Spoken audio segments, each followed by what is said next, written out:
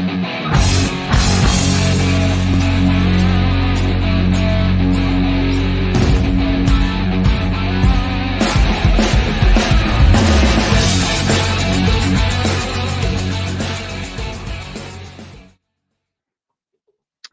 and welcome to the Pirates Fan Forum here on DK Pittsburgh Sports Podcast Network. I'm your host, Gary Morgan. You're going to get to watch me all day long say Jim, and they're going to have to sit there and wonder which one I'm talking to. But first, I'm going to introduce you to Jim Stam, who's with me every week. Say hello, brother. With you every week. Yeah, this is a show, speaking of the other Jim we got, this is a show that probably some people say couldn't be done, wouldn't be done, and perhaps more importantly, shouldn't be done. But here we are, and I'll let you roll out the red carpet for our guest today. Yes, with us that's been a long time coming. But to be honest, you guys do your post-game shows. It never felt right inviting you on a show that's like on at the exact same time. So Jim Rosati from North Shore 9 is joining us. Finally, we've been waiting a long time to get this one going. Yeah, happy to be here. Really, really excited. Looking forward to it. Yeah, big fan of the show. So I'm happy I'm on it now. Yeah. And this is going to be fun. And that would dispel some rumors that not everybody, some people I think that there's some animosity between us, and we get along just fine, and we're glad to have you, Jimbo. Yeah, Sherrod says pigs must be flying. I met Sherrod on Saturday. Yeah.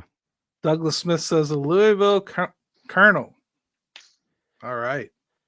And let's see. Tisha says, hi. Giving away to Permani. No, that's a different show. I think that happens over at North Shore 9. So you guys brought some Permanis to give away, actually. You guys have been around a long time. You're kind of up there with the granddaddies of all the podcasters, right? I mean, North Shore 9's been around through the last good phase of Pirates baseball, which I think has contributed to this current generation's understanding that North Shore 9 is a negative place, because you watched the top of the pinnacle and fell off of it and kind of rode along with it. I think a lot of other podcasts just went away and you kept up with it. So kudos on that. But do you think that's a fair assumption as to what happened to your show, or is it just people leaving and things changing, or are you just dishing out what's deserved at the moment? I think that's probably it, right? If the Pirates are playing well, like, we're super happy, and that's what we want, right? Well, not Tyler. Tyler's never happy. Tyler's never happy. He did smile the other day. I saw him smile. Wow. So that was good. But no, I think let's see, Ryan and like Brian Reynolds. Yeah, right. Yeah, Ryan Alexander, Anthony DiNardo, they started North Shore 9 in 2016. So it was like right after the good run there. And they kept it going for like 4 years. Ryan had a family, so he stepped away, and that's when Tyler and I came in. That was around 2020 or so. And yeah, we've been kind of rolling since then. So yeah, this is like year 8 of the podcast. It's pretty crazy because we've seen a lot of new faces and people join the scene, and we've camped on with a lot of them and had a lot of them on as guests. But you guys have been around one of the longer ones. If we could get Bucko Cast back, that would be great. But that was one of the first I ever listened to back in the day. But we've got a pretty good scene going on now, I'd say. Pretty healthy. People finding their own niches, right? What do you think it is about doing this sort of local podcast stuff that kind of changes your perception of what happens on local radio? Because I feel like since I started doing this, I have less than zero respect for radio shows at all. I just can't do it anymore. So I think I've got a little bit different perspective just because I'm not local, right? I was born and raised in Pittsburgh, but then I moved away when I was 18 to go to college and just never came back. My family's still in Pittsburgh, so I come back, a few times a year. But the way I got into the I was always a huge Pirates fan, but when I was in college, 2005 through 2009, I started the Northside Notch blog. And that was really just a way for me to stay really connected to the team while I was away. So the whole local radio scene, I don't really I don't really get involved on that because I don't listen to it. Like I don't have commutes where I just turn on the radio and they're on, right? I'd have to Yeah. literally like go to an app or go to a website to listen to local radio. So yeah, I guess I just have a little bit different perspective, and I don't know if that's the same across the board because none of us at North Shore 9 are local. Like DiNardo's in Jacksonville, I'm in Louisville, Tyler's in Ohio, Neil and Doug, who have come on to help with post game shows, they're in Richmond, Virginia, and Birmingham, Alabama. So we're like all over the place. So I think we just get a little bit different perspective because we're not in Pittsburgh. I would Jim, say we're in Pittsburgh. We don't listen. This is mostly coming from like Twitter, right? And Facebook. You're seeing these things posted that come from most of the radio personalities. And it's just, I think it's what drives most of the narratives that we end up talking about and addressing on these shows. So I guess, should we thank them? Yeah, I mean, in a way, it's kind of weird. It's almost a little bit in reverse here in Pittsburgh we use them as topics and fodder almost, if you think about it, where it's usually obviously the other way around, and they, sportscasters, meet radio, TV, they use their own fan base as kind of that entertainment, and we actually do it the other way around, only because I think we don't think they know what the hell they're doing or what they're talking about or what they're saying, and they're not all that informed, and they're not baseball guys for the most part. I don't want to paint everybody with that brush because there are some that are very knowledgeable, and I'm not going to go through names because I think it's pretty obvious. But so in a way, I think we actually use them in that regard. I never thought of it until you just said that. It's funny because, you said, Jim, you started like right before COVID. I started a little bit before COVID too, like writing, and I really didn't know what I was going to do with it. I'm pretty sure you didn't know what you were going to do with it, where you'd end up or whatever you'd be doing. But over that course of COVID, I think it changed journalism big time, sports journalism, because they couldn't get in the room either. So everybody all of a sudden had the same access. And I think it turned some of them permanently into bloggers. They've never come back. The journalism scene itself has changed forever, I think, as far as sports go. Yeah, I could see that. I think a lot of it too, it's like it's a two-way street also. Like I feel like you could go and say that like I guess just fan literacy also seems to be at an all-time low where I'm not like bashing fans here, but there's just everybody and anybody can say something and then just everybody just starts running with it. And it's like, who's even saying this thing, right? Like there was a tweet put out today by a radio host about Vladimir Guerrero Jr. coming to the Pirates. And it's like, guys, like, no, it's not going to happen. I saw today the pinnacle of all of this nonsense that I'm talking about. Filipponi here, local radio guy that you're graciously don't have to listen to. He retweets out a quote, a picture of a quote, and misquotes it in his retweet. It's like he can't help himself. He does this all the time. You see Noah Hiles has to come back and defend himself. Hey, actually what I said was Jason Mackey, every time he's on there, he might as well get the transcript as soon as he's done and just post it in the Post-Gazette so he can cover his butt. It's getting crazy out there, man. Like, and maybe we should kind of think of that as the Pirates starting to warrant a little bit more attention. And it's going to be some people that haven't necessarily followed them through this journey, but we have. So we're going to take a break. We're going to come back. We're going to start talking about this journey a little bit because we've got a ton of Pirates topics, and I want you to pepper us with questions for Jim and me. Yeah, speaking of that, look at Ethan already in the comment. Jim taking the words right out of my mouth. There's Ethan. There's two Jims today. Help us out here. I need to know who got it right and who got it wrong. All right. Just refer to me by I'm gonna be Rosati for the rest of the episode. That's easy. Yeah. All right, let's take a break. Get a sip of something strong. Come back. At DK Pittsburgh Sports, we take pride in coverage that connects our city's fans to their favorite teams. Now, that connection's stronger than ever. Introducing our all-new state-of-the-art app. Find expert inside reporting and original podcasts. Check live box scores. Track the latest stats. Chat it up with our community of thousands of fans, all in one place. The new app from DK Pittsburgh Sports. Coverage that connects. All right, welcome back to the Pirates Fan Forum here on DK Pittsburgh Sports. What's this? Jim is so hot. Yeah. Boy, Adam, I'm not sure which one you're talking about, but they'll both take it. I'm guaranteeing Well, that. I mean, we've already established Rosati and Jim, so I'm taking this one. Yeah, you can have that one. Yeah. Ethan says he always calls All right. Rosati. Well, Ethan always has to take the hard way. Jim's a really short word. I like that. So I learned in my writing ways that short words are better. Let's see, especially for Pirates fans. First thing I wanted to talk about, I think let's come out on fire today. Brian Hayes, man. Kevin Gorman was just talking today about the back issues that he's got and how they're unpredictable. It was something I talked about too on Monday a little bit in 5 Thoughts.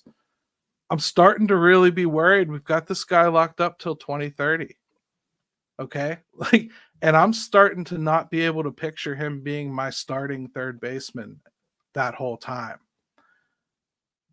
What do we do here? It's not like I want to acquire anybody. I think he'd be hard to upgrade over. I guess my where I land on it, and I'll give it to Rosati first. If somebody develops, let's not like shun it. Let's let it happen. Like if Brannigan sticks at third base, let it happen, and make Key like something else. Start him 4 games a week somewhere else. So I'm of the belief that he's playing hurt right now. Like there's something lingering, but you also have to recognize the fact he's 27 and he's been hurt like every year for the last 4 years. Like this is a chronic issue now. Like you can't really expect Brian Hayes to go out there and give you healthy third base play for a full season, which is a problem. When he's healthy and playing good defense, I think he's 100% worth the contract, even when he's hitting like he was in 2021 and 2022. Like if he can be a below average hitter and play that Gold Glove caliber defense, he's still worth the contract. Where he becomes not worth the contract is what he's doing right now, where he's missing a ton of games. The defense has taken a step back this year, and he's putting up the worst offensive performance of his career. So I think I'm still just on a wait and see approach. I don't think you can say, hey, we're going to do one thing or another with Brian Hayes right now. He has to be better because I don't know if there is another option. I've always wondered about like turning him into a shortstop. Like I think he could actually be a pretty good shortstop. I know that's like almost blasphemous because he's the best third baseman in baseball when he's healthy. But I think he could be like a really good shortstop. He's athletic enough to do it. It's funny, guys don't usually go that direction, especially at this age. You don't usually evolve from third base to shortstop at 27 with the back problem. Right, but I think the bat would even play better at short too. Like there's a lot of positives to it. But he's a prototypical second baseman is what he hits like. Yeah. I mean, I think they're just stuck with him though, and he just needs to be better. Like Jim, other Jim, whatever you want to say. I feel like this is a problem that it's not ever going to be the top of the mountain issue. They've got a decent starting caliber third baseman here. But if he's going to be playing kind of half key all year, every year, and that means when he is playing half the time, he can only slap the ball to right field, and he can get most balls still. He's great in the field, but it's not going to be as fluid as it was. He may not get to the things he always did. Is that worth it? He's getting paid like it. Believe me, they're paying him like a bench player. So, I mean, on a good team, 8 to 10 million is a bench player. So I have no complaints about his contract. I think he'll more than earn that. It's just on this team, can he be the starting third baseman through the end of that contract? I don't see it. Yeah, I mean, and that's the thing, like he is at the age where you're wondering where it's gonna go, right? Like this stuff typically doesn't just magically get better. And that's the thing too, like Jim mentioned, Rosati mentioned it's chronic, right? And so like you can't I think when you say it, we'll know which one you're talking about. unless you're Ricky Henderson. I talk to myself. It's the fact that it's just the chronic part of it. There's no real way to fix that, right? Like the guys have back surgeries or whatever, and they're scary or whatever. It doesn't sound like it's that where it's a fixable thing. So when you have to manage it, and as he's starting to get a little older, that's the biggest issue with me. And I always feel like we're in this big gray area with Brian Hayes. Like we don't really know how to evaluate, criticize. We don't know really when it's bothering him. We have to kind of like watch and see how he's hitting and if he's turning on things and how just basically how he looks. There's a lot of guys like that, I think, though. St. Louis just traded one of them to Boston, that right fielder. I can't remember his name. The muscle-bound dude, O'Neill. Tyler, yeah. You know, well, there's a guy that injury never let them 100% see what he was, right? So, and Dylan Carlson's like that. A lot of injuries, never really got the 100% see what kind of prospect he could be. So he's the type of guy that could pop up someplace and be all right. When it's chronic back, though, man, Christian Yelich hitting the way he is this year, well, the reason he doesn't have back problems anymore is because he no longer is trying to hit home runs. So he's not putting that same kind of crazy torque on his back that he was in the early years with Milwaukee, where he was swinging himself out of the lineup. Well, Brian Hayes, I could argue he does that exact same thing when he does get right. Yeah, and the thing we're asking him to do to be effective is not good for your back. So, pulling the ball, driving it a little more, all the things that we'd like to see Hayes do when he's healthy. To me, it's like, Gary, you said it, like the list of problems are long, and Hayes doesn't make the kind of money that, like, if he's still playing good to great defense, I can just live with it, right, and worry about the other 25 things that are bigger problems. So that's kind of how I look at it. I think he gets a little bit of a pass, and I'm not even sure how to feel about that anymore. So I think it's just a really strange topic for me. Yeah, I mean, Rosati, the best way I could put it is probably I watch Jared Triolo really not do anything with the bat and fill in for Brian Hayes while he was out with the back injury. And I can't say that I noticed it. I can't say that I noticed an absence. In fact, when he came back, it seemed to me like he actually kind of got in the way of the lineup a little bit because Derek Shelton continues to think he's a middle of the order hitter, but he's not hitting like a middle of the order hitter. At the very least, it's time to move him to the bottom third of that order and split up the suck with somebody that can at least slap singles around. I actually think that's a really good idea. I would put him down somewhere 7, 8, 9. So I'm with you. Like, the reason why Brian Hayes is a problem that we're discussing right now is because he's a 5 or 6 hitter on this team. If he were the 8 or 9 hole hitter and he was doing what he was doing and the rest of the lineup was performing, who would care? Right? It'd be like, you know what? He's obviously not right now. Sticking with the bottom of the order. He's still giving you some value defensively. We can live with it.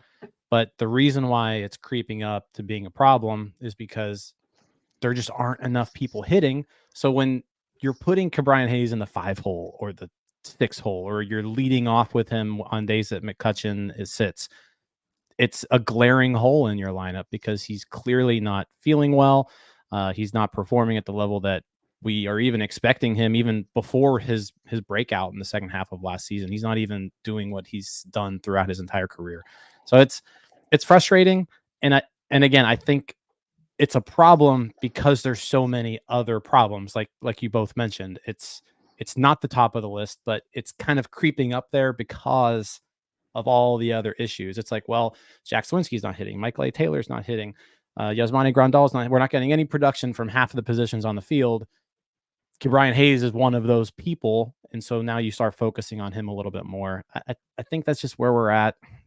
I don't know if Triolo's the better option, though. I'm trying to have a longer look at it than just this year, because I don't think he's an issue this year that's worth worrying about. They're not going to upgrade it. There is no option to upgrade it.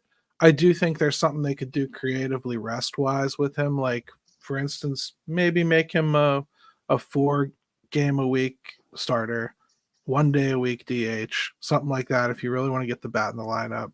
And then let Triolo or Gonzalez play third base those other couple days, and see if the extra rest lets him be more of the good version of Brian Hayes. Like, maybe you get more through less with him. Something along those lines is all I can think of for this year. Longer term, I just don't want them to feel trapped with this contract, because I think it's a good contract, even if he's a bench player. And I think he can be a valuable part of this team, even if he gets surpassed as a starter at third base. That's all I'm saying. Yeah, I think long term, for me, I think you're just going to cross that bridge when you come to it more than anything. Like, right now, there's not a lot better options. So you just have to hope that he gets a little more healthier than not, for the most part, provides something. And maybe the bar's always been too high for how we look at Brian Hayes, because other than that start, and then this, the numbers that he put up second half of last year, I mean, yes, those were very nice stretches, but there's a lot of at-bats and plate appearances now with Brian Hayes, right? I mean, he's got a lot. So I just think that, like, for me, I've kind of just reshifted what I even expect out of him. This return trip from the IL felt different than the other ones that we've seen, though. I feel like he comes back off the IL in other seasons like shot out of a cannon. Like, he's ready to go. He's healthy. He feels good. He's swinging the bat well because of it. It lasts for a few weeks. Last time it lasted for a month and a half at the end of the last season. Okay, so this year he comes off the IL, and it was more like a limp noodle. You didn't get you didn't get the feeling that he was better. He started telling the sideline reporter how easily it tweaks. Like, just from diving wrong or stretching wrong for a ball and taking a swing this way. When a guy is like searching for answers like that, telling her he got a new mattress, like, we're talking like this dude's trying everything to fix his back. It's clearly still an issue. I'm just saying they're probably going to need an alternative as we look towards next year. That's all. Jim, I want to do your poll question, man. I'm ready for it. All right. You want me to read it first, and then you go? Yeah, because I don't have it pulled up. So yeah, you go for it. All right, so Jim put out on X, or whatever we're calling it nowadays, and whoever's paying for it, and just got outed. That's hilarious. I saw that, by the way, Mr. Rosati. I like that. So what? What am I? When they made the likes transparent, they started forcing everybody's blue check marks to be shown. Like, and there was some people that made fun of it that all of a sudden got outed. I loved it. I love being blissfully unaware. I don't care about it either. I just think it's funny watching people make a huge deal out of it. So, would you, option 1, prefer the Pirates take a long-term approach of building an organization that can compete for the long term? Or option 2, try to capitalize on a specific window and let the chips fall where they may afterward? And then the other one was don't know. Yep. That's probably the most truthful answer. Most people really don't know. But or both. Like, what were the results? Right. What were the results, sir? Yeah. And let me preface it by saying, Rosati mentioned both. I was trying to A, be realistic, and B, not give people as many outs, I guess. Like, even though I'm not sure is a massive out. But that was my line of thinking, was like, I don't necessarily see them being able to do both. I think if you look around the league, how many teams have even really been able to do that? So I was trying to pare it down a little bit. That being said, I mean, almost 500 votes. I was curious to see how it went. 74% of votes went to option 2, which is try to capitalize on a specific window and let the chips fall where they may afterward. 22% went with option 1. 4% answered, I'm not sure. What do you guys make of that? Surprised it's that lopsided? Expected it? I'm not surprised by it at all, personally. I mean, I think most people would prefer the now approach, especially since the narrative is they've never tried it before. They just made a huge mistake when they did. And they weren't actually backed by enough talent to do something so rash. They are now. So, I mean, if they did something like that now, it wouldn't hurt as much because it would be really hard to sell the farm, if you know what I mean. Like what farm? Like, right. So I hear about like Luis Robert. And when I talk about earlier about like the radio guys not knowing what they're talking about, when you see them suggest things like you're going to trade Connor Joe and somebody else like that, and Quinn Priester and Anthony Solometto as part of a package for somebody like Luis Robert, you're not thinking. Like, that's not what's going to happen. They're going to hold out, and they're probably not even going to sell him this year at the deadline. They don't have to. They're not anywhere near having to. The White Sox actually have quite a bit of talent coming. You know, I wouldn't be surprised if they're just seeing how high it could go. But I don't think any team's going to pony up, and I think the Pirates could, but I don't know that I want them to. Luis Robert's hurt all the time, and he is the big name. Is that the swing you want them to take? Or would you rather them maybe go to Colorado and strong arm them into giving up McMahon? So first off, I don't think the Pirates have what it takes to land him. I don't. I think there's going to be, if the White Sox really are serious about trading him, there are going to be other teams out there who can offer more than the Pirates, quite frankly. I think the Orioles, for example, have a ton of people who are just they to me like, just Here, Robert wants to throw up a little bit of helpful hints here. He missed 230 games since the start of 2021. Very true. So here's my thing. If you can get him, you get him. I think when he's in the lineup, he's such an impactful bat that he immediately helps your team. And I don't think the Pirates really have anything in their farm system right now that I would be all that disappointed in giving up. Like, I don't. I love Bubba Chandler as a prospect, but you know what? I can live with not having Bubba Chandler if it means having Luis Robert for the next 3 years. Like, I can live with that. But I don't think it's happening. Like I said, I think the Orioles have a whole lot more. I think a team like the Yankees, if they wanted to go after him, could do it and offer a lot more than the Pirates. I just don't see the Pirates as the landing spot. I think there are a lot of other options out there that may just be better fits, where you don't necessarily need to quote unquote give up the farm. I think I would rather hold on to Bubba Chandler. The rest of the guys, whatever, right? Bubba Chandler's the one arm that I think I would rather hold on to.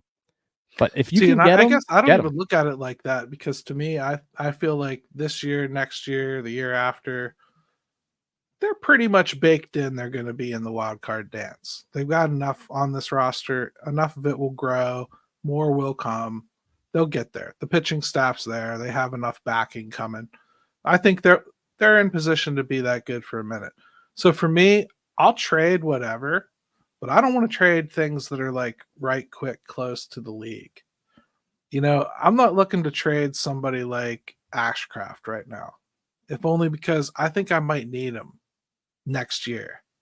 You know, I don't know that I trust Bailey Falter to be a piece. I don't know that I trust, even Jared Jones to not kind of fall apart a little bit. I'm not ready to 100% look at this rotation and just assume I've got 6 years of it. So I kind of want a little bit of backing that's close, but I'm okay with taking stabs at trading anybody. I do think they have enough to get Robert. I just don't think anybody's going to give them what they want. I don't think anybody's going to empty out their top 5 the way that the White Sox have said they want. So I don't think it's anything more than what the Pirates did with Brian Reynolds, really. But Jim, what do you think? This is your poll. What's the interpretation you took from it? Yeah, I mean, I wasn't surprised. I think people are like probably whether this is right or wrong. I think people are taking the approach now, which is, why not just try to go for it a little bit? What's the worst that could happen? We lose more. We've been losing forever. Like I don't think people fear that, right? I mean, we've been stuck in Pirate fans have been stuck in losing cycles for as long as they can remember, aside from very, very little brief stints. And so I just don't think people fear it. They would actually just take a chance that, when you have guys like Skeens and you have Jones and Keller's still right in his prime now, Brian Reynolds still looks to be in his prime right now, like that you would jump in and try to do something with that. I think the other part of this that I struggle with is like, if I saw on both sides of it in the farm system, the pitching and the hitting were just both there, right? And like we got plenty of stuff coming and whatever, that would probably change my mind a little bit too about like, okay, like we don't have to like get crazy, and I get crazy in the general sense, because I don't think they should get crazy anyway. But I just look at it like, when I look at the hitting side of things, I'm so worried about that side that makes me want to do more now when we have some of these guys. And so to me, when I hear that like Sherrington's talking about building this for the long term or whatever, yeah, okay, I understand the thought process behind it, but you should be able to shift as you go with that, as things start playing out, or adjust to it. And so that's my feelings on it, and that's what makes me nervous, is I don't see the bats to make that long term. And I think my thing is, at least right now, the landscape is not leading me to believe that what we think we need is out there right now. Not yet. I think like the Rockies are that team that this owner's on record. He doesn't want to trade McMahon for no reason other than he's his favorite player to watch. Okay, like they're not going to do something like that, even if it makes baseball sense, even if their team is the worst in the league and has no purpose in keeping a player like that. So you can kind of almost chalk them off of that list of like teams where you're going to go get things. They're likely to hold on to Blackman even. They're not going anywhere, but they want him to finish his career there. Again, the owner likes watching him play. I respect that. But that leaves one team in the National League that is selling right now, and it's, Miami. And they don't got much. So I don't know what's coming from that. The American League, okay, that's a little bit more open, but like the Angels' biggest piece is injured. An injured superstar. You could get Taylor Ward, but he's a slight upgrade on this team. Let's be real. A slight upgrade on this team. A right-handed slight upgrade on this team. So I'm not 100% sure if that's something I go fight over. If it's there, I go get it. That's right now. I'm looking at the A's. JJ Bleday, I keep hearing. Why would the A's do that? The A's are getting close to going to Vegas. They want to start getting their team ready. This is when they should be developing JJ Bleday. That doesn't make any sense. They're not trading Miller. What's out there? Beyond just saying the words, let's go do it. What's out there that we know of right now, to do right now? We keep saying it's about urgency. What's there? That's part of the problem too, is like it's offense, right? Like we're looking for offense of some kind. And you look around baseball right now, and this will get into, I think, Gary, what we're going to talk to you about Derek Shelton's comments, which there is an element of truth to, which is there's the numbers are down. Guys aren't having good years. It's hard to find stuff on that side of things. And I think that's a huge problem where teams, and then you got all these teams in the wild card, which, I think the wild card giveth and it taketh away, which is a lot of teams are just going to sit and wait and hope that they're the ones that figure it out and not have to commit financially and hope that they get hot. And so that adds to it because nobody's interested in moving pieces. So everyone's just kind of sitting there, right?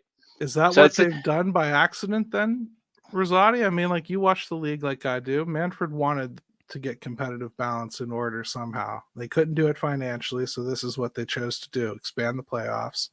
Brings more money into the league, more money to disperse around the league, and there's more teams that feel like they're in it. For instance, like the third worst record in the National League Cubs right now are only 5 games out of the wild card. So they've kind of created a situation where the deadline could be a complete dud, or some team is going to openly quit while they're still in it. Yeah, I think I was not a fan of the expanded wild card, but it does make more fan bases and more teams, quote unquote, in it. I think there's still a month, you still got a month to go until the deadline. So there's going to be some people who drop out. There's going to be some teams who establish themselves as right. better than the others, right? You're looking at the Padres and the Cardinals right now are kind of doing that in the National League, where you can tell they're just playing better baseball than the rest of the pack when it comes to those 9 teams that are competing for those 2 spots. But you mentioned offense, and the 3 guys. I have 3 guys who I'm kind of like looking at, and you mentioned the one, Taylor Ward. I think he would be a pretty substantial upgrade just offensively. Like, he's a good hitter, and he can hit both righties and lefties. Like, he's an average hitter against righties, but he mashes against lefties. So he's not a platoon guy.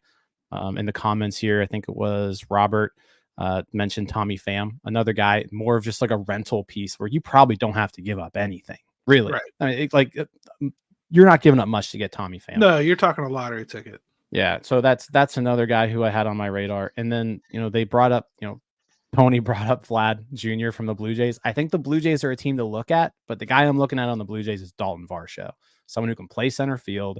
He can hit the ball. He can play good defense, but he can also bounce him around the diamond if you need to. And he's got 2 more years of control after this. Those are my probably 3 targets, because I think you need 2 outfielders. Like, if I'm looking for bats, I'm like, give me 2 outfielders, one of which can play decent center field, who you don't have a problem shoving him in center field night in, night out. And that's where Varsho comes into play. But I think you could really make a move for one of those 3 guys or 2 of those 3 guys. And if I had to pick, Varsho was like my number 1 target out of all those guys, because the Blue Jays are out of it.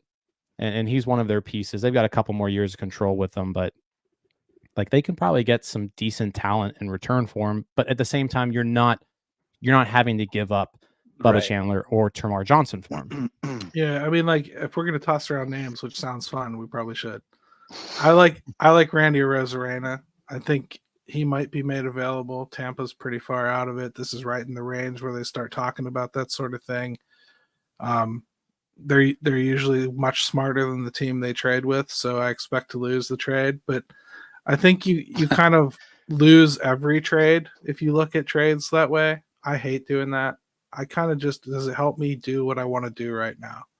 And that does. Randy Arozarena in this lineup would change things drastically, even though he strikes out a crap ton and doesn't get on base enough. I think he still provides something that they desperately need. He's and the guy. I love Ryan McMahon. I would kill for Ryan. Okay. McMahon. I think that'd be a great pickup. I think it helps solve the Brian Hayes situation a little bit with more rest, and he can play first base. So I really like the Arozarena thing too. I mean, he has holes in his game. I mean, he does, and then he's primarily a left fielder, correct? So then then we're talking about that, right? They originally, remember this year, they wanted Brian Reynolds to be the right fielder. That was their original intent, was to have him play right field coming out of spring. And it just didn't stick because they found out pretty quickly they couldn't just live with Jack Sawinski in center field every day like they hoped. Yeah, Randy's the guy I would look at. I think he's making $8 million this year. That was the option that he signed, or I don't know. $8 million, I think, is what he's owed this year. So to me, he'd be a nice guy. But there's just so little to pick from, Gary. And I agree with you that may be the biggest problem of all. I think that's probably what frustrates me most about the most of the commentary, though, all season has been, where's this urgency? Where's this urgency? Where's this urgency? I think that urgency was Jones starting right out of spring. I think it was Skeens coming up like really quick in June. And like, I think that kind of accelerated things a little bit. I don't necessarily think there's any buttons to push right now. Who's pushing from the minors really to come up? I mean, really, Ashcraft. And he's got such an innings restriction that at best he's a bullpen guy the rest of the way if you bring him up, which might be great. Do so. It would really maybe. I mean, they solve a little bit of this. Like Rosati mentioned, there's a month before the trade deadline. You're going to let Perez pitch. Hopefully, Gonzalez is back. You've got the Luis Ortiz situation is looking pretty good. Baraki might be on the way back. I mean, there is some pitching surplus at the major league level that they might be able to parlay into something like that. To me, is probably where I think they have a little bit of room. But then again, you're also trying to manage some innings of some guys too, right? So yeah, and you're looking for willing trade partners. I think the consensus of this conversation really is we're just using urgency as a word. There isn't much to do. There isn't much to call up from. You can try to swap G1 Bay for Jack Sawinski. That option came on the table a day ago.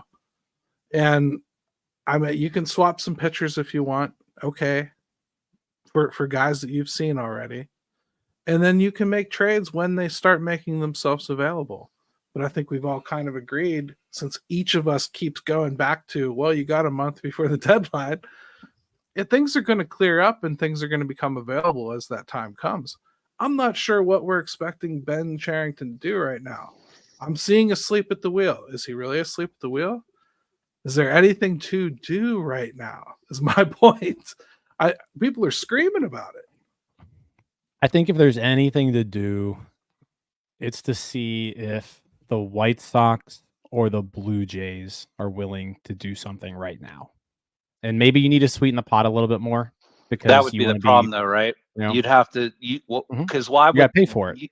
Yeah. I mean, you have to pay extra to do that, because if you are the Blue Jays, you're sitting there with what you are saying might potentially be available. Well, why wouldn't I just sit back and wait? You know what I mean? Like, you're going to have to really make that worth it. And I think that's such a tough. Then you're getting into like big time overpays. I guess we'd have to see what those. It's been so long since we've watched competitive baseball. To be honest, I don't think we as a fan base know how to handle it, and we don't remember 100%. the timeline. Well, we don't remember the timelines for how things happen. We don't remember, getting Zane Smith like 3 days before the deadline, like to fortify our rotation to go into the playoffs in 1991. We don't remember how close that stuff came to, like, we were going to go in with nothing but Randy Tomlin. We were in trouble. You know what I mean? Like these kind of trades don't happen until closer. I don't think it's necessarily about the team right now being derelict of duty as much as hoping that this core is at least strong enough to make them have to add. I think that's where we're at right now. I think every team in the league that's in striking distance has that exact same internal fight going on. Prove to me that you need added to. I think the proof that you need added to is Paul Skeens and Mitch Keller and Jared Jones.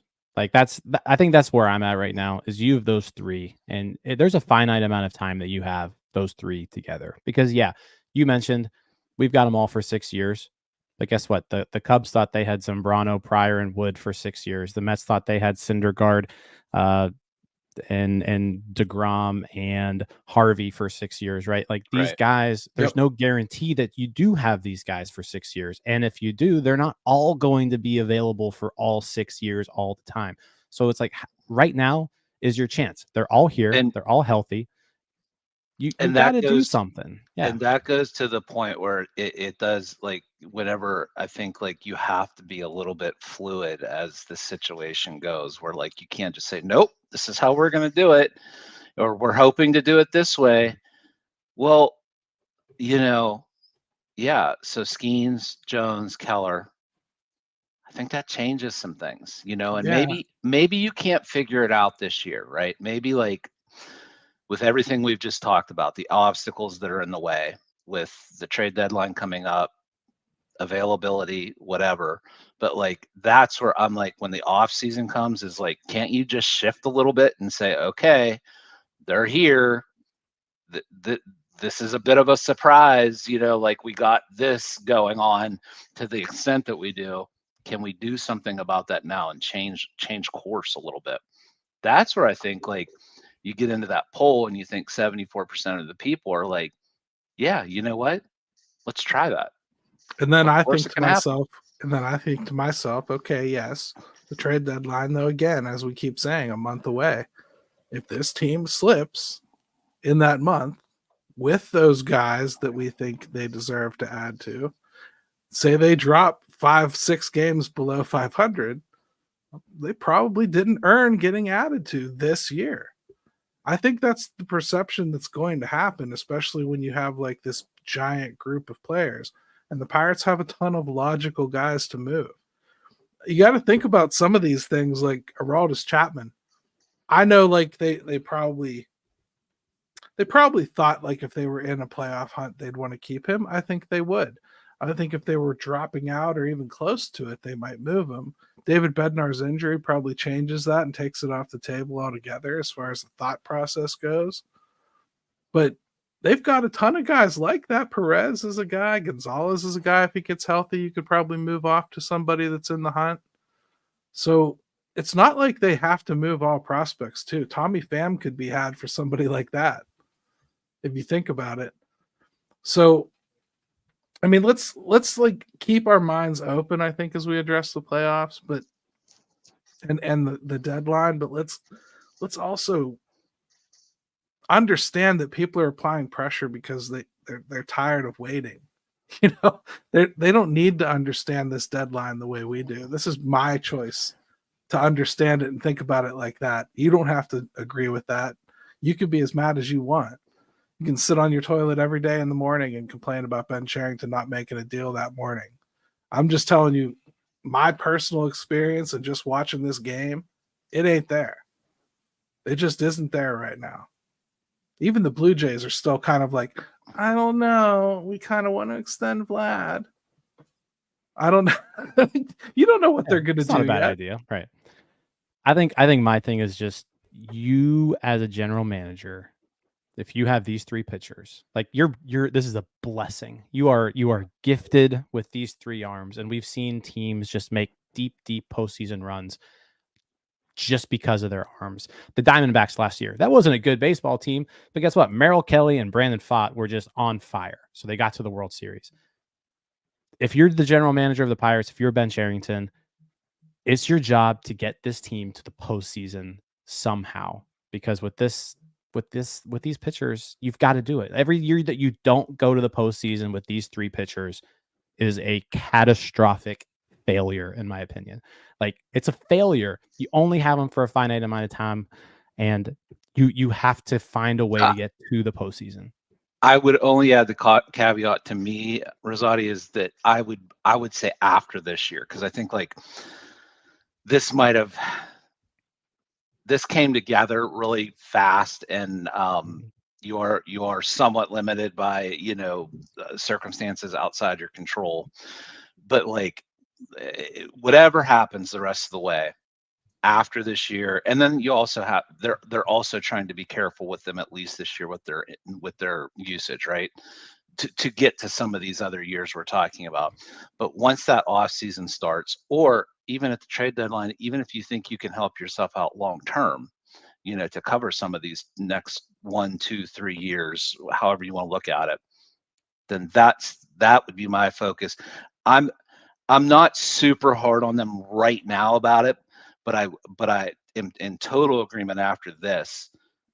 You have to be able to take advantage of this. It may be the best 3 we've seen together as Pirate fans. So I just heard Ben Charrington on MLB Network today, and they were trying to compare the last time like 2 rookie pitchers came up like this together.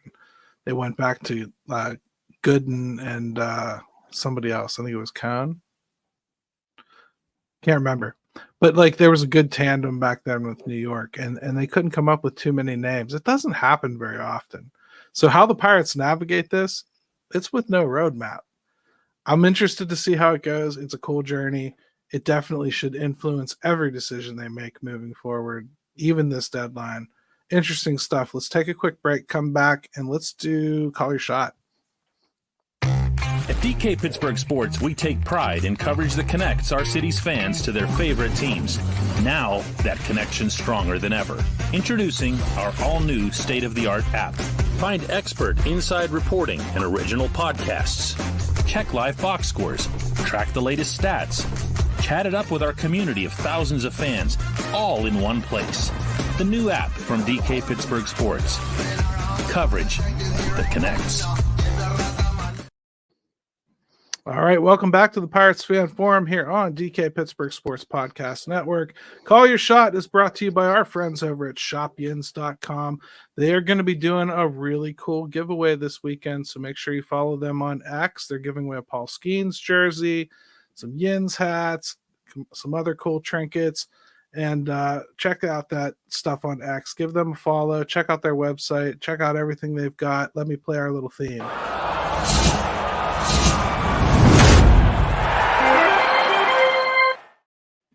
All right, today's Call Your Shot comes from Longbeards, and he says, what type of target would you need to warrant parting with a Bubba, Termar, Braxton type?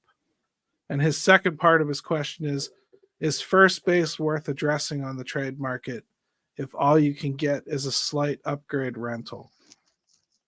So I'll let Jim start that. Let me go with the back half of that question, because that's interesting.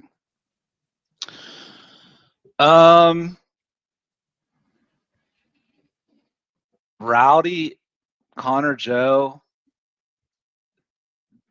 their situations I think are so in flux right now that Rowdy has played better. He couldn't have played worse. So, I mean, we knew that there was going to be some kind of an uptick. He's still, aside from opposite field home runs in Cincinnati, which, good for him, but let's not get too carried away. He's still not really doing much in the power department. You just made me have to put the sound of cracking a beer on microphone because of talking about his opposite field home run. Okay, go ahead. Well, and then Connor Joe, obviously he's slowed down. But I also think with Connor Joe is maybe it's just more of a downturn in general, because baseball players go through downturns. It doesn't necessarily mean oh, that's the evidence he can't play any longer. Guys have stretches where they just aren't going to hit the ball well. So I think you'd want to see what he's going to do over this next 4 weeks or so, and see what Rowdy's doing. I don't think it's where I would put my attention at all right now. I think you have to be looking outfield first and foremost. There's nobody in the Pirates organization right now that I consider untouchable. I do not believe Would I love to keep Bubba Chandler? Absolutely. If there's something that I think is going to get them where they need to go, I have no problem doing it. I just, there's very few people that I would get very scared about moving. It's just not in my, it's just not my vocabulary. And I'm not a big keep prospect guys anyway. So on top of that, I want to say that, which is prospects are fickle. They don't always work out. The failure rate's still pretty high. I move them if I think it makes me better. Anything you got to say about that, Rosati? Yeah, I guess I'll address it the same way Jim did. The second part of that question, first base. The Pirates right now, I just looked it up while Jim was talking there. 98 weighted runs created plus from their first base position this season. 17th in baseball. They basically have had completely average first base production. So I don't really know how many upgrades there are. I mean, you can go out there and get Vlad, right? When you talk about that, and that's probably an upgrade for you. But like, is Josh Bell really upgrading your team all that much? You mentioned Ryan McMahon. Ryan McMahon would be an upgrade, but yeah, I think right now I'm kind of just, let's just roll with Joe and Tellez. Tellez has been playing a whole lot better here lately. Even if you're just getting average production Right. from Rowdy Tellez off of righties for the rest of the season, and then you let Connor Joe play against lefties, which we all know Connor Joe can hit lefties. Right. It's a decent platoon at first base. I'm not too worried about Connor Joe. I think he's just playing too much. Like I'd agree. he's not an everyday player. You need to kind of pick and choose your spots. They were putting him in positions to not succeed. And with Rowdy playing better, I think you can now put Joe in better positions if you can go out there and acquire like some decent outfield to help as well.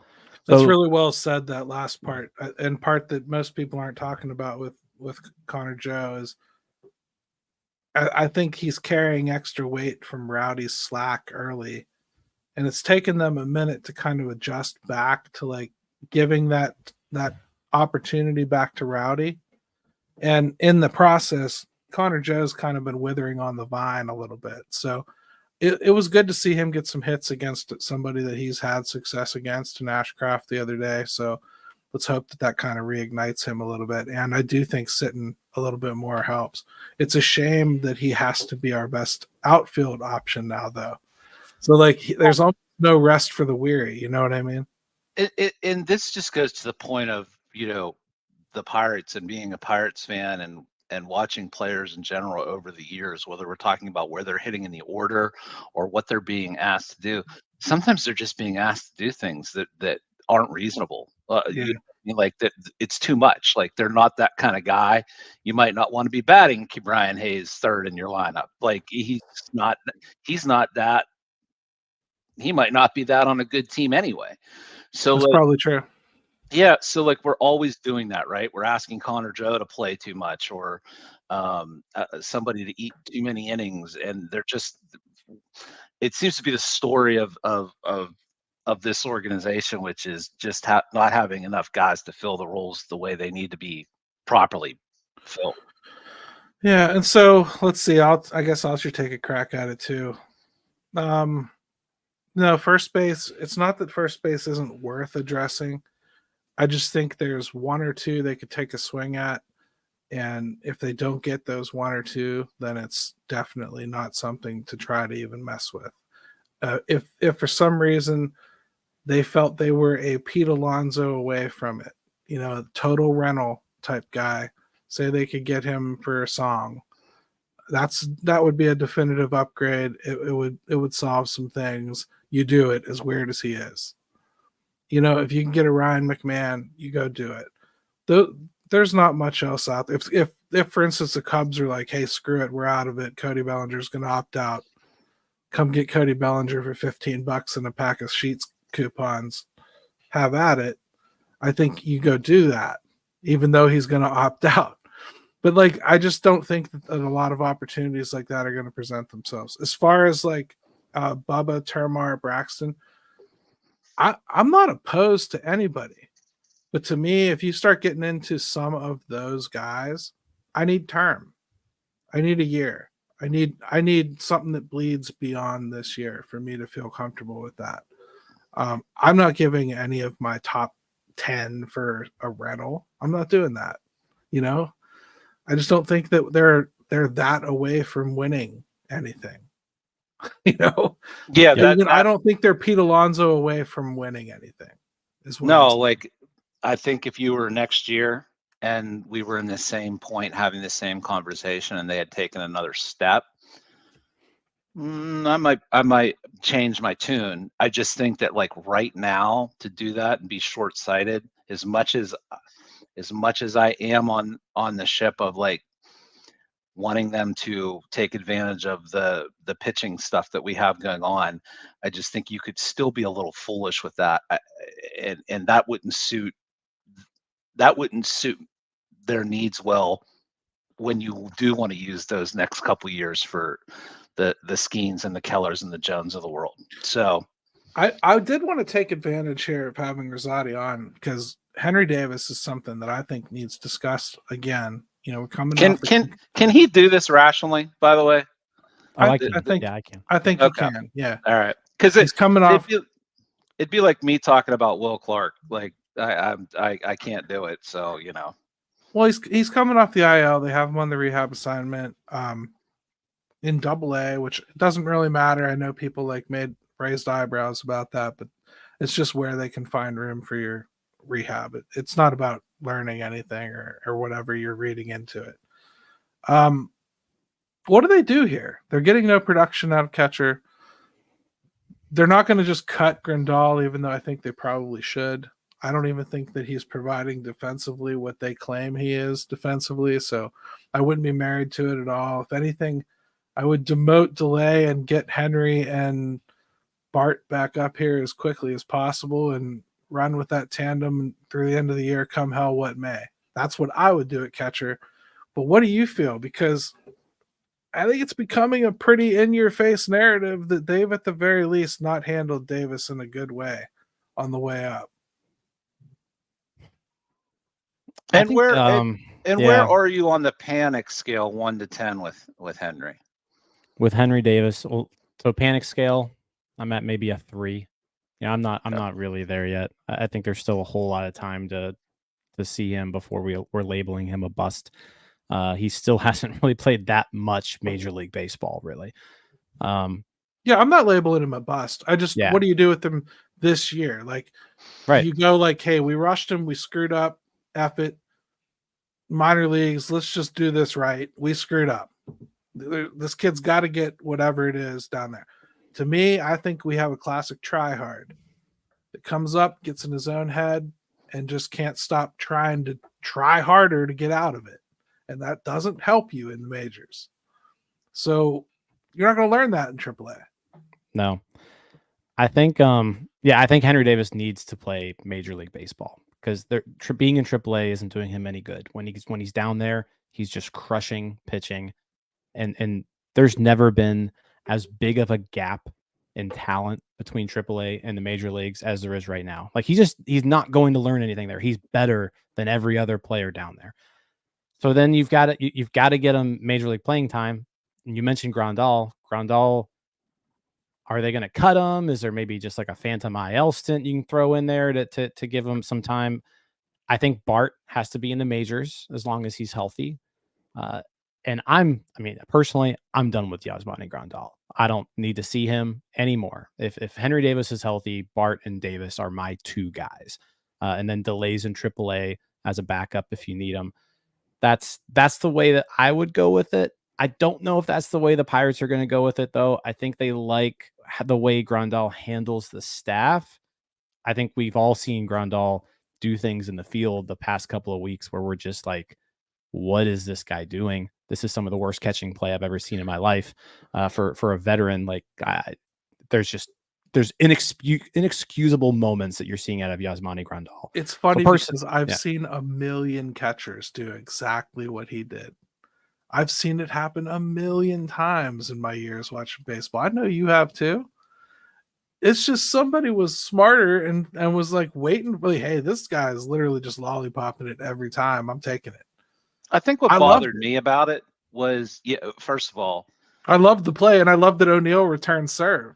I love Right. that. But what I would say is, like, right after that, he kind of almost did it again.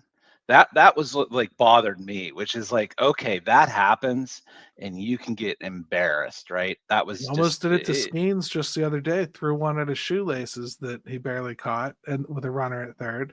yeah. And the one I'm talking about was like maybe the next couple days where I'm like, he'll never let that happen again, simply because that gets so seared in your memory, right? Like you got embarrassed. And but then so and maybe if he was just even providing a little bit with the bat, you would say, okay, well, I can live with it.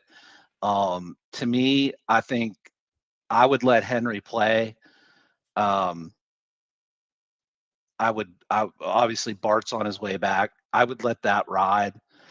Either Henry is going to figure it out or he's not, and we're just at that point. So Yeah. And I'm a little more worried about him, I think, than Rosati is, simply because I do think there's some things that worry me long term with him. He's so intent on just trying to pull the ball no matter what. And when he does make an adjustment, it seems like he doesn't want to stick at it for long. So sink or swim. I think they're going to be at that point with him. It's where I'm with him, at least. I would think that I would probably put him in the majors. My point is I can't stop thinking about next year, because there's a lot of people that already are anointing Endy as like the automatic, like he's going to come back and solve all the world's problems at catcher. But he didn't hit either. And he didn't hit in AAA. At least Henry hit in AAA. So like I want to see him get a stretch here this year. And it's counterintuitive to like telling them to try. I just think he's so important that I don't know that you can waste the rest of this year not at least getting the catching experience part of it out of the way, letting him start really taking over the rotation and work with the pitching staff and get that kind of crap knocked out of the way, knock the rookie out of him, so that next year he comes to camp ready to focus on the other part of his game. Because I just think that's been probably the biggest issue with both he and Endy, and overall the Pirates' philosophy for onboarding catching. They have had a ton of guys just stutter stop on the way up. I'm not saying Benz is great or Gutierrez is awesome or Wilson's awesome or whatever, but they all stall because they all can't do whatever magic formula the Pirates want catchers to do. And when they tell me they have that, like Grandal, I watch it and I'm like, this is what you want? Because like Henry looked better than this to me. Like Henry didn't certainly no worse. Right. Yeah. So like at least Henry's throws were competitive to second base. I don't know. Like what are they seeing that I'm not with the catching position? That's what I wonder. I mean, to me, Grandal, I would even throw Michael Taylor in this right now. Like they could release both of them tomorrow and I wouldn't bat an eye. I just think that they're both in that category for me. Well, then is G1 Bay in the same? Rosati, you can stay out of this one if you want to. Is G1 Bay, personal issues aside, is G1 Bay a guy that you would think of almost along the same lines as Henry, where, listen, Stawinski isn't getting it cut, Michael Taylor isn't getting it done. We need a center fielder. Let's just run this fool out here and be done with it this year, one way or another, whether it works or not. Playoff teams don't think like that. So how do we want them to think is what I'm saying. So in my opinion, Michael A. Taylor is just a better baseball player than G1 Bay. And that's me taking my personal thoughts about Bay aside. Like G1 Bay has shown me absolutely nothing throughout his entire career that would make me think he's better than Michael A. Taylor. He can't hit. He can't field. He can't run the bases. He's fast. and he made a really cool catch his first week in the majors in 2023. Like that's his resume. He's hitting really well in AAA. Can't really deny that. I But could that's see kind you of saying, where he hits well. yeah, I could see That's you where he hits saying, well. yeah, I could see you saying like maybe Bay's worth a shot over Sawinski for a little bit of time. You know, if Sawinski keeps Let's throw Gorski into that struggling. conversation. Yeah, I was just Because thinking. I was just thinking. Bay is a hot Yeah. button, and I don't even mean like for the off the field stuff. I mean for the I've seen him and he's really fast. I think he could do this crowd as well. Okay. Yeah. Because there's some people that literally just are so entranced by that they're convinced he's a starter. Let's throw Matt Gorski into that conversation. Okay. Athletic, big, fast, ton of power, strikes out a crap ton, plays 2 positions of need. Everything makes sense except for the fact that I think most people that observe baseball know he's going to fail epically in the majors. So, like, I keep getting questions about why we don't start him or why we don't try him. Well, let's apply that logic. Michael Taylor's doing nothing. You know that Matt Gorski can play center field almost just as well. He's pretty good at center field.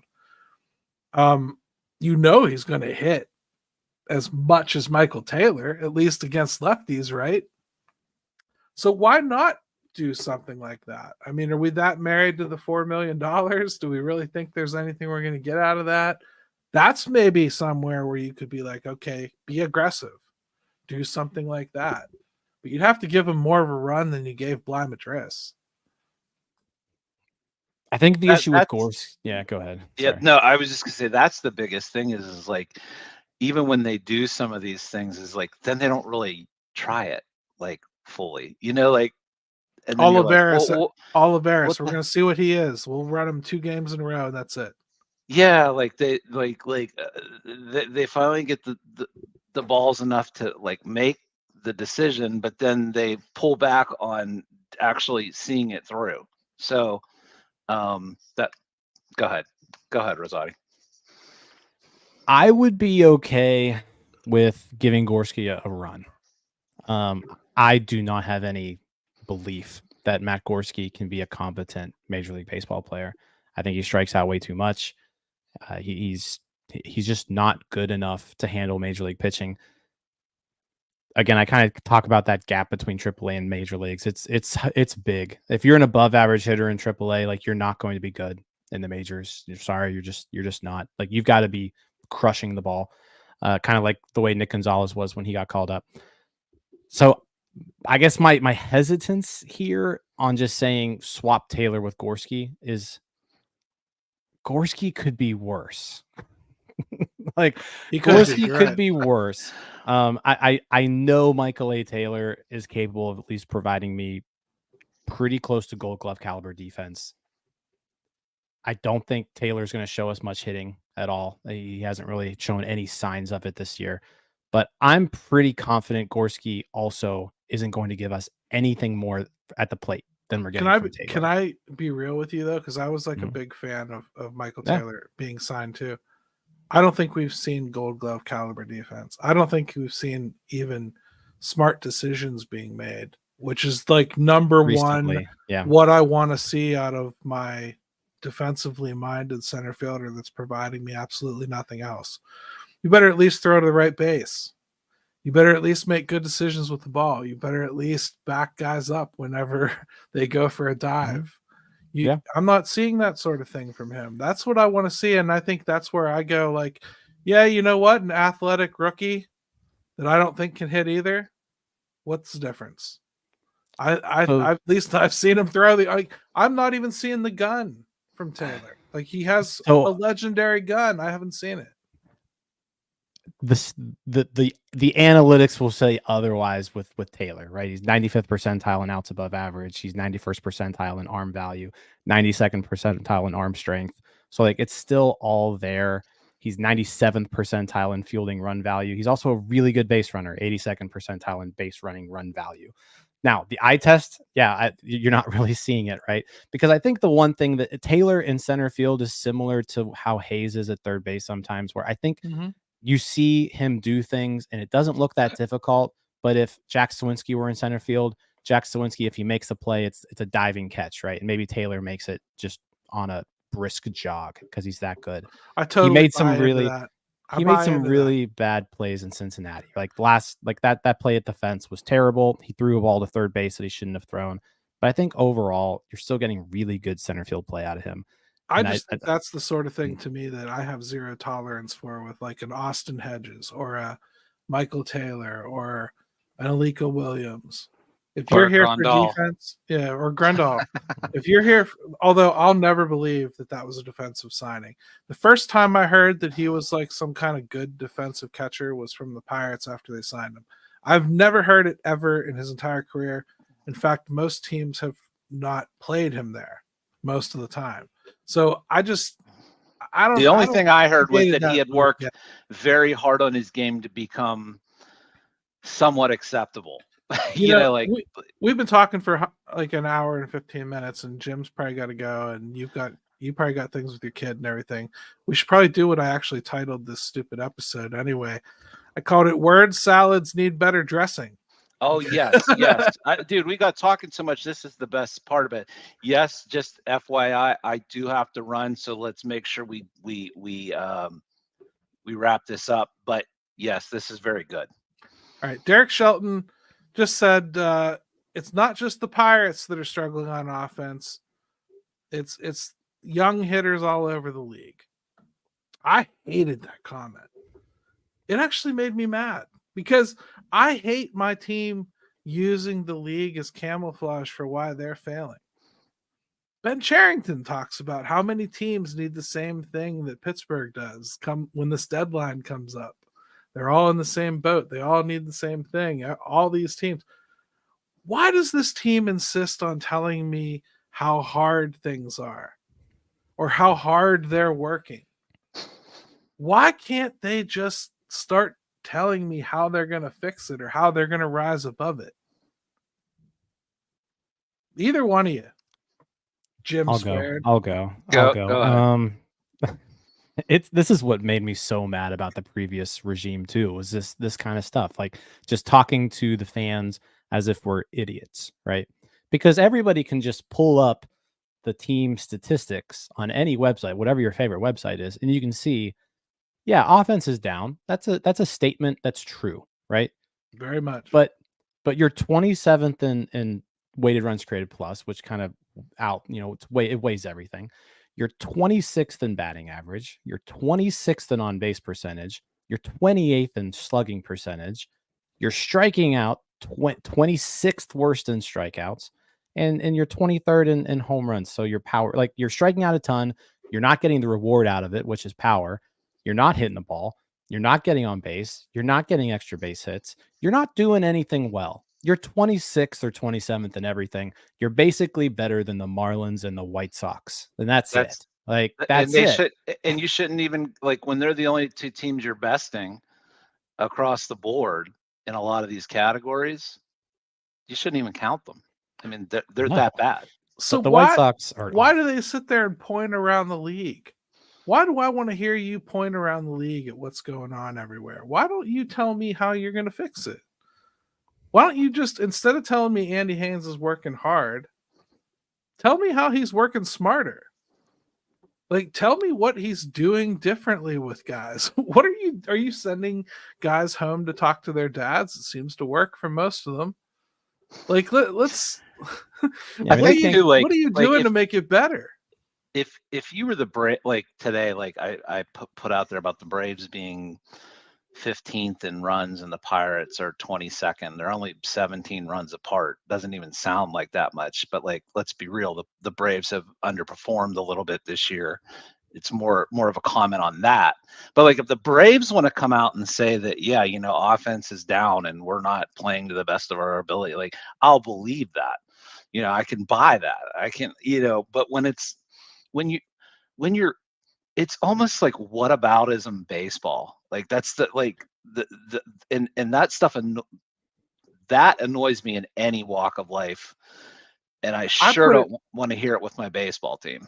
I put it like this earlier. I was thinking, it's not that they're lying to us. They're telling us the truth. Both of those statements from both of those gentlemen were true. The offense is down. It is going to be hard to acquire what everybody else wants to acquire. Totally true. But this is like, to me, like, you're in the office and like somebody's 98-year-old grandma dies. And everybody comes up and they're like, oh, well, she lived a long, full life. Oh, what more could you want out of life than 98 good years, right? It's nice things that people say that maybe the grieving party is not necessarily in the mood to hear. Well, we're the grieving party right now. We're the fans. I don't want to hear that shit. I don't. I want to hear how you're fixing it. I want to hear how you're going to outsmart the league by going after something nobody else is. Or I want to hear, like, listen, I'm not going to sleep until I get something on the table. I want it. I do something like that. Put it on the line that it's a failure if you don't get something. Don't hedge your bet that it's going to be hard so that maybe I'll go easy on you when you do jack. And maybe that's where maybe just that word urgency comes in, is like you want to at least feel it when you do hear them say something, right? Like that to me is more like, well, we're going to get better. We're going to keep trying to get better every day. Every day it's a process. Like that maybe to me is more of like, now that I think about it, when I hear about the lack of urgency, it's just maybe how it sounds when it comes out. And those words just reek of like dismissiveness and knowing that they have time because this is the process, right? And that bothers me. I mean, Rosati, what drove me nuts most with Shelton's comment is it came directly in defense of a question about Jack Sawinski. I mean, this is a pretty simple question. Why is Jack struggling so much? What are you guys doing? Oh, they're working really hard. And then he pivots immediately to like the offensive league-wide. Okay, but they're not doing what Jack's doing. I mean, Jack is not hitting. And he has 1,100 major league plate appearances. Like, we're not talking about Henry Davis. We're talking about Jack Sawinski. It's a different person with different experiences up to this point. Yeah, I hate it. It's your typical GM speak. Again, Neil Huntington did the exact same thing. Ben Sherrington does the exact same thing. They're the exact same people. Like, let's be real with ourselves. Yeah. They went to the same school. They're identical, right? They both had the same plan coming in here. It's just going to be who can execute it better. It just sickens me because every single quote you hear from these guys, it's like, okay, well, that was a lot of words, but you said nothing. You like nothing that you said had any substance whatsoever.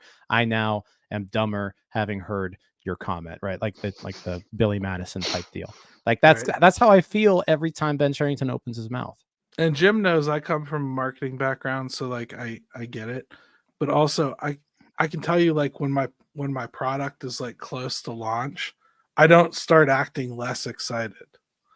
My ads don't start getting a little bit duller.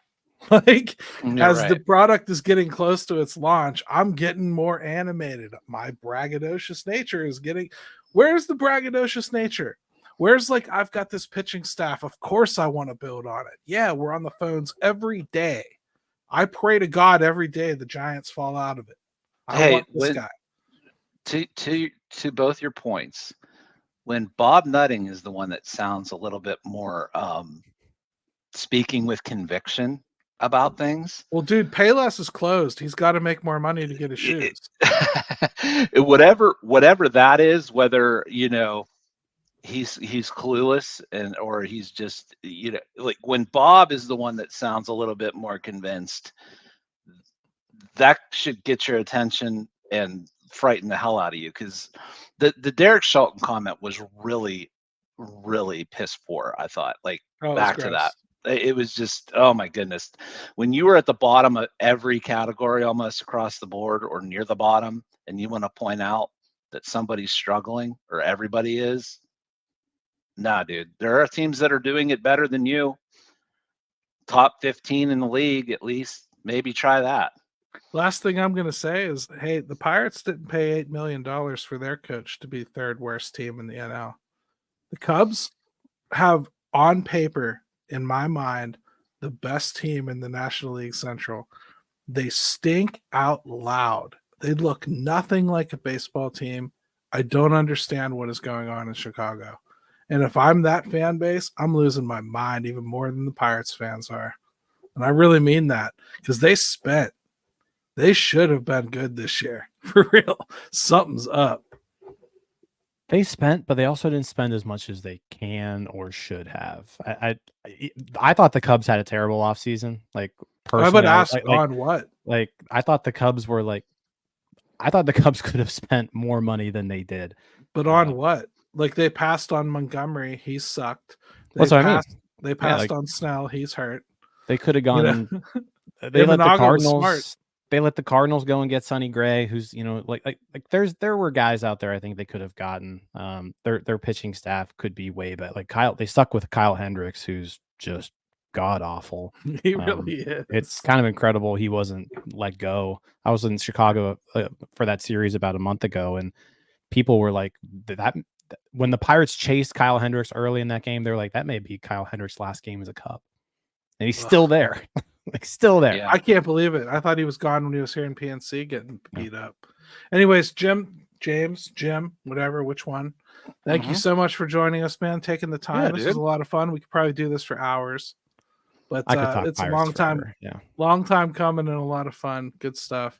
And anything you want to plug before you go? No, thanks for you're so kind to do this. Thanks for having me on.